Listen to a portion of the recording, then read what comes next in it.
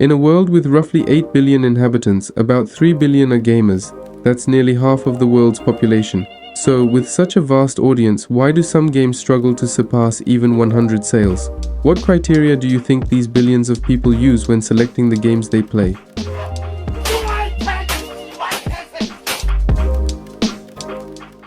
As indie game developers, we pour years of effort into our projects. Crafting artwork consumes months of our time, and sometimes we even rewrite the entire game from scratch. The countless hours of hard work, the battles won. All of them condensed into one simple phrase. Limbo is a very good game. Red Dead Redemption is a very good game. Everspace 2 was going to be a really good game. We didn't get so many good games this year.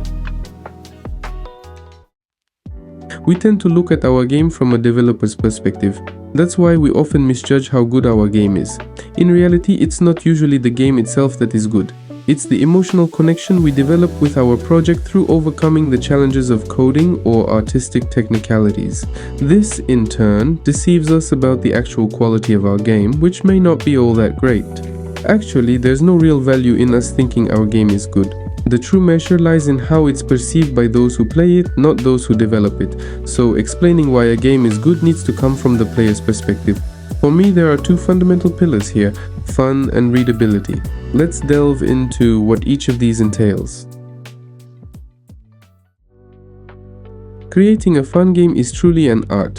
As indie developers, our standout skill should be our ability to craft fun. But to do that, we need to have a better understanding of what real fun is. You see, I believe many developers have individual and hard-lined ideas about what fun is. However, having such a perspective as the creator of fun is a significant issue. If the goal is to entertain people, then you must be able to embrace their sense of fun. Let's make a slight adjustment to the concept to better grasp this. Imagine not creating a game, but instead telling jokes to people to make fun. There's nothing worse than making a joke and not getting any laughs. You thought it would be hilarious, but nobody cracked a smile, and now you feel like you've morphed into someone with a terrible sense of humor. So what went wrong? Was the joke bad, or were the people just not in the mood? It could be both. Maybe you were trying to tickle the funny bone of a 70-year-old with a joke only Gen Z would get. But if they don't laugh, whose sense of humor takes the hit? Yours, of course. Entertainment is a highly personal thing. Game developers may not appeal to everyone's sense of fun, but they must embrace diversity, otherwise they can't entertain them. Of course, not every game is obligated to entertain everyone. In fact, a game aiming to please everyone ultimately pleases no one. Therefore, it's crucial to truly understand the sense of fun of your audience. Let's imagine we're developing a cozy farm simulation game. If this game is sufficiently readable, it will reach the right audience. But let's set readability aside for now. The expectations of this audience will mostly revolve around environmental exploration and witnessing stories with happy endings. Since the player expects a relaxing experience, the mechanics of planting and harvesting should be easy to use and enjoyable to watch. In fact, even now, we've made thousands of micro decisions for our sample game. We've realized that planting and harvesting should be done with a single input, because people will only buy the game expecting to enjoy this relaxing atmosphere. Offering them a complex, realistic simulation mechanics would be wrong. We shouldn't overwhelm those who play games with a cozy and relaxing atmosphere. Art should also be as smooth and cozy as possible. Knowing they'll enjoy exploration, some landscape views will be key for level design.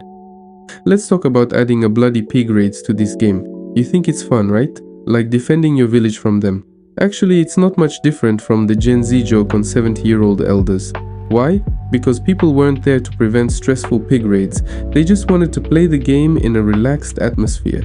So, while trying to please action lovers, make sure not to stray too far from your main audience. I'm using a certain logic here. Picture a circle encompassing all players in this world.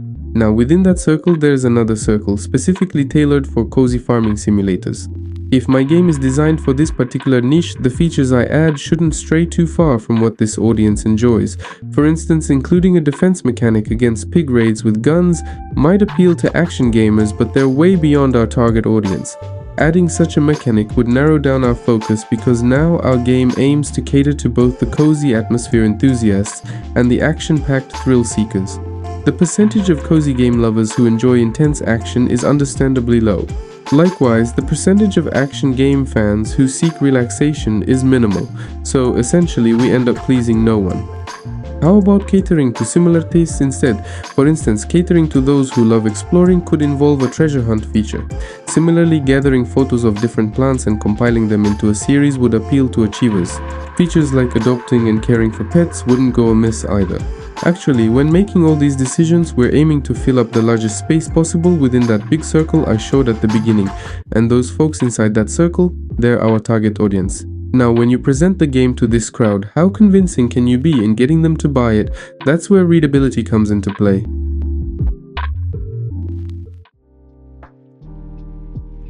Readability is essentially the ability of a game to speak for itself. Every person browsing through gaming platforms like Steam or Epic is on the hunt for a game that suits their taste. Your game might resonate with that individual. However, if you don't shout out to them that you're catering to their interests, you might lose them. Every word you write on your store page, every screenshot you add, should communicate how well you connect with your target audience. Of course, making a readable game is not just about getting the store page design right. It's also about ensuring that players who purchase the game can easily understand it. The game should introduce each new feature in a way that players will enjoy. Take, for example, the farming game we mentioned earlier. A narrative like having an elderly neighbor ask us for help planting seeds could be a fantastic combo for teaching players how to plant seeds in the game. Such an onboarding process will not only delight fans of heartwarming stories, but also effectively communicate what the game is all about. I have noticed that all successful games share a common trait: they're fun and readable. So I thought I'd briefly delve into the concepts of fun and readability from my own perspective. I'm sure everyone has brilliant ideas on this matter. If you'd like to share yours, feel free to drop a comment below. I always keep an eye on the comments section. And if you enjoyed the content, don't forget to subscribe to the channel and give the video a thumbs up. Thanks for watching.